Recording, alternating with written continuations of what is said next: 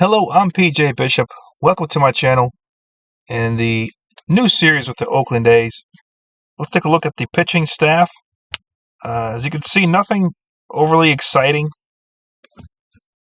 Looks like the relievers are our best pitchers. A bunch of average starters. So let's take a look at our rotation. Given our opening day starter is going to be 28-year-old J.P. Sears. He's got average stuff, above average movement, and plus control. He's got 3 pitches rated plus or better. So perhaps he is an extreme fly ball guy. So the home run, even though looks like his home run rate might be above average, you never know. When you this game loves giving away home runs to guys. Hopefully not. Hopefully it's just a bunch of flyouts safely into the midst of our outfielders. But looks like he has a little more room to grow too. I don't know if he'll reach that. He's 28. And he'll be 28 all season, but he is pretty old for developing. He still could get better. I mean, 28 is a year where he could reach that full potential. Last year, he's been average for 2 years in a row. He got some pretty solid data on him, especially last year. He is extremely average. That's an average ERA. Anything in the 4s is considered fairly average. 3s, you're looking at above average. 5s, you're looking at below average. Obviously, if you're in the 2s, you're one of the elite pitchers. And anything that's in the 6s and below, you're either washed out and on your way out of the league, or you're going to get sent back down to AAA and get some seasoning. But JP has the potential to be pretty solid for us, I think. I mean, even if he stays average, I can live with average. And just hope that we can squeeze out some wins, maybe by stealing bases here or there, getting lucky with a home run, just, trying to outplay our opponent by using our bullpen better or something like that, as long as he can do his job. Our number 2 starter is 27-year-old Adrian Martinez. Again, a below average pitcher, very low scouting on him, so this could change because we don't have much. I mean, I think my scout's brand new anyway. What do we have on JP Sears low? So our ratings, some of the guys' ratings may change because our scout just doesn't have much information on anybody, as he is a recent hire. So as the year goes on, I should get a better understanding of what my players look like. But since he's brand new to the team, it's going to take some time to get his report on the guys. But last year, Adrian Martinez did pitch for us mostly out of the bullpen. In fact, he only started 1 game. Now, he did start mostly in AAA, but for the majors, he was used out of the bullpen almost exclusively, other than 1 start. Compare that to his 2022, which is probably his debut year, where he was used exclusively as a starter. But last year, he had an average ERA coming out of the bullpen. Obviously, as a starter, a lot more is asked of you because you're going to be seeing the lineup more than once. Let's take a look at his pitching. I mean, he's not a strikeout guy. He's a control guy. He's not going to walk you, and hopefully he doesn't give it too many home runs. Looks like he can have a solid offering of 3 pitches. Could develop to all 3 above average, which is okay. So his rating is probably more due to his stuff not being that great. Stamina is pretty average at 50 as far as a starter is concerned. That's what you want for a starter from the minimum. Not a very good high hold runners as well, so people could steal bases on him at a slightly more above average. But he is a ground ball pitcher, so that's good. So hopefully that keeps his home run rate down. Our number 3 pitcher is 33-year-old Alex Wood.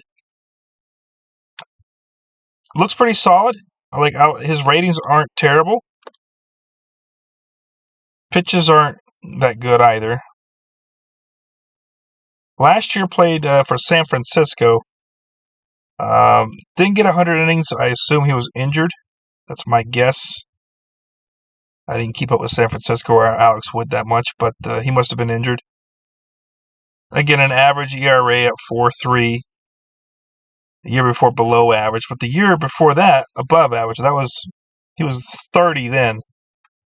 When you're getting older and you get injured, things don't look as good. But hopefully he can provide, again, a solid average arm. Like, if everyone can at least perform at an average level, I can be okay. That will help us maintain around 500. And then you never know. Opposing teams with injuries, players on cold streaks could benefit us. Our number 4 pitcher is 25-year-old Mitch Spence. Very average-esque looking pitcher. Nothing exciting. I mean, he's epitome of average, really, if you look at his ratings, aside from his stuff. But he is a good leader, and he's got some work ethic. I believe he is a rookie.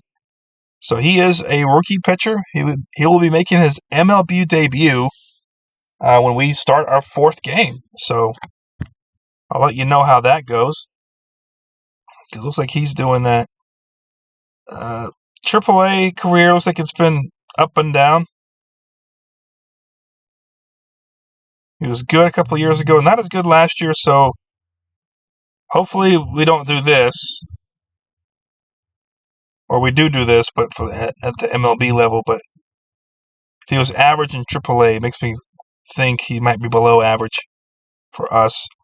And our last starter, our number 5 guy, is 30-year-old Paul Blackburn. Again, none of my guys are really strikeout guys, but they all have pretty decent or good control. So looks like walking guys, giving away free bases shouldn't be a thing. And I think our defense should be solid enough to where we don't also let them get on base due to errors and mental mistakes. Again, Paul Blackburn, again, very average, 4.43 ERA in 100 innings, so you had a pretty good taste of him. So most of the rotation seems to be very average. It's not no one here wows you. Like, none of these guys wow you. I think the best stuff was J.P. Sears with 50. Yeah, so it's not a very wow you staff. It's a boring, we are going to have to play some defense kind of staff. Can't make mental mistakes like errors. Got to make the routine plays for us to have a good chance of winning. The bullpen is a little bit more solid. It's got the better pitchers. Let's start with our closer, and that is Mason Miller. 25-year-old Mason Miller. He's got an absolute cannon for an arm. Touches triple digits regularly, at least in real life regularly. Honestly, his velocity should be more like 99 to 101 because I think aside from him and Paul Skeens, I think Mason Miller has the most 100-mile-an-hour pitches thrown this year or faster. Behind Paul Skeens, who had the most, I believe, if I remember correctly. But his stuff is absolutely outrageous. Looks like he doesn't give up too many home runs. He does have a little bit of a control issue, but that's okay. Because when he gets brought into games, it should be bases empty. So he can afford to walk a guy or two and probably get away with it because of his absolutely ridiculous stuff. As you can see, his fastball, slider, and cutter are disgusting. I wish he would drop the changeup altogether because it's just above average. If he could just stick to the fastball, slider, and cutter, I think he'd be even better rating than at 55 because it would be brought down by this changeup that's so-so. But you never know. You could change it to development lab and hopefully you can raise it up. Because from what I understand, these don't have a max in the development lab. So you could theoretically raise it if he has a good showing. I believe he was using the starter last year, but looks like they're giving up on him starting. He had a huge rise last year. Started off in low A, made it all the way up to the majors in just 1 year. That's pretty remarkable. Skips high A altogether. Had an above average ERA in the majors at 3.78, so he had some good stuff. I mean, it's a very small sample size, 33 innings. But double-digit strikeout rate, didn't give up the home run ball too much. Did walk, of course, but that's his issue. He's always going to walk guys. I also have him as my left-handed specialist, so if I see that we're playing against someone that has 4 or 5 lefties in a row, I might stick him in just to get them all out, or at least have a safe, good inning. Our next guy is our setup man, and that is 28-year-old Lucas Erceg. I hope I said that correctly. Again, another pitcher with good stuff. Controls below average. He's got the stuff is there. The movement could still be there. He's 20. I don't know if the movement will get there. I don't know if that's based off of poor scouting or he's still developing. But at 28 years old, 10 points away from that movement, I just don't see it happening. Control, again, like Mason Miller. But he's got 4 really good pitchers. If his stamina was higher, I think he would be an excellent. If his stamina and his control is iffy, but he could definitely have been a starting pitcher, because this is a great 4-pitch mix. Solid pitches here, so he could, if he could hold up, he could probably see a lineup twice. Even when he's tired, he should be able to hold up pretty well. So I do like it. Our bullpen isn't looking that bad. Then we have a long reliever in Joe Boyle.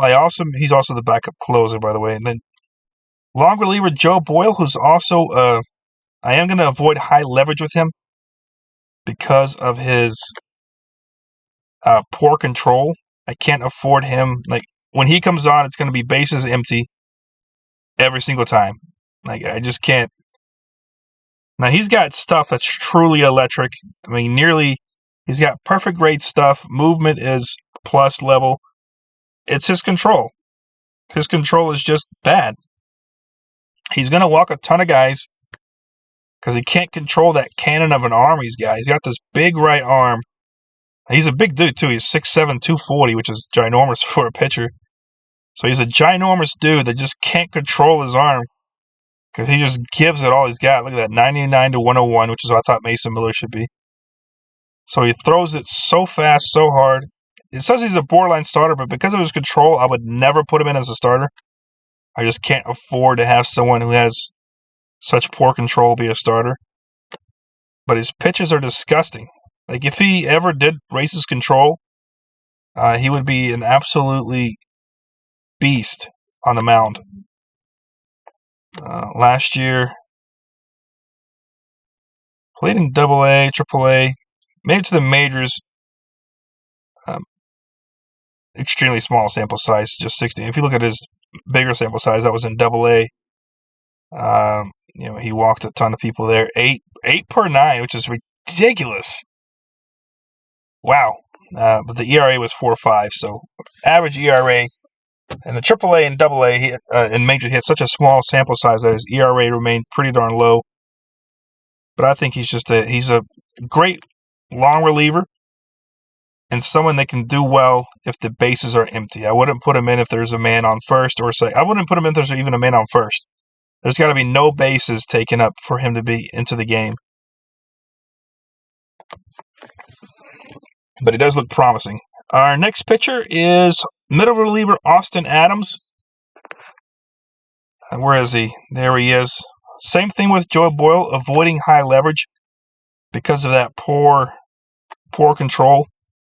Again, he's got elite level stuff. Does give up more home runs, though. But that control is just so bad that I can't afford for him to be put on with guys at first or second. Just can't risk him walking the first 2 batters he sees, and now the bases are loaded. Or he walks a guy, or he walks in a run. That's the worst, when you walk in a run. Again, he's got 2 nasty. This is all he needs. He got 2 nasty pitches, and that's all he's got to stick to. Just wish he could control it a little better, but at his age, 32, he's not going to improve much more. He is what he is. We just got to figure out how to best utilize him when I put him in and figure out when to put him in. Last year, he played for Arizona. Did have an above-average ERA at 5.71, so that doesn't look very good. But that was only in 17 innings, so I could take that with a little grain of salt.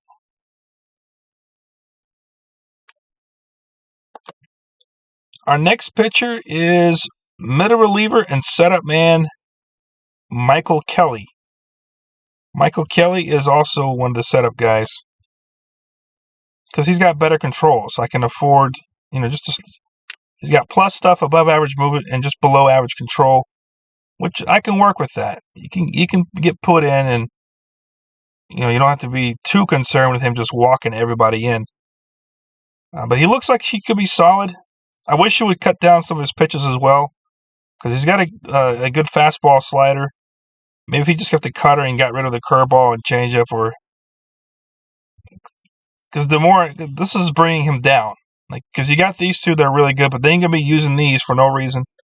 They're not good. You're a reliever. You don't need to have 5 pitches, and you're a middle reliever, so you only be there for an inning or 2.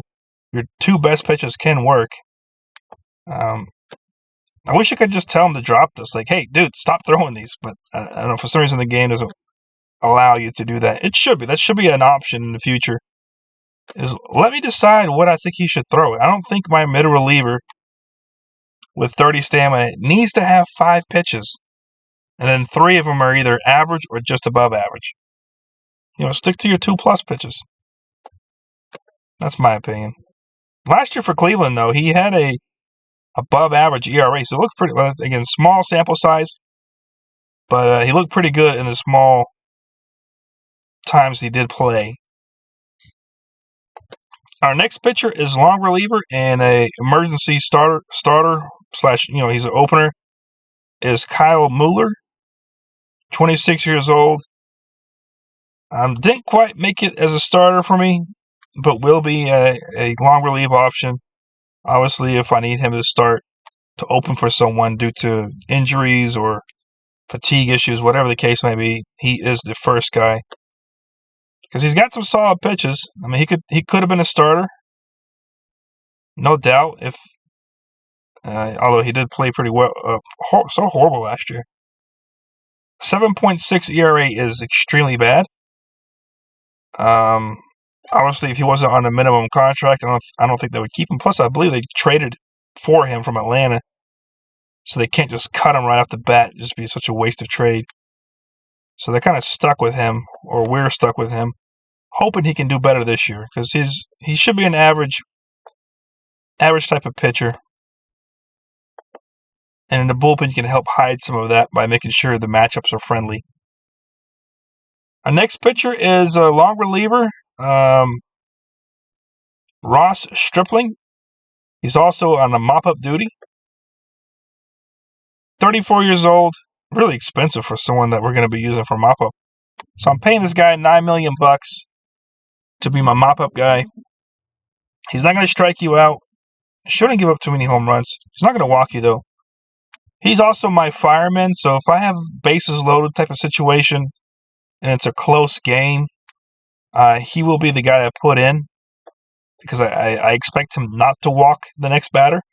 I expect him to at least the ball will be put in play because I'm not going to strike him out, but hopefully we can just get the out and get through the inning unscathed. Last year was look at us just keep getting San Francisco guys. Last year was San Francisco. He was below average. He started some as well, so he could be a starter. He doesn't have good enough control, in my opinion, to be a starter. It's just his pitch repertoire is, even though it's deep, it's not good. It's either average, below average, with one above average pitch, and that's his changeup. Used to be an all-star back in 2018. And our final bullpen arm is middle reliever TJ McFarland, who's also going to be used for mop-up duty. As you can see, he's just bad. 34 years old. Will be a free agent. He's here for the ride this year.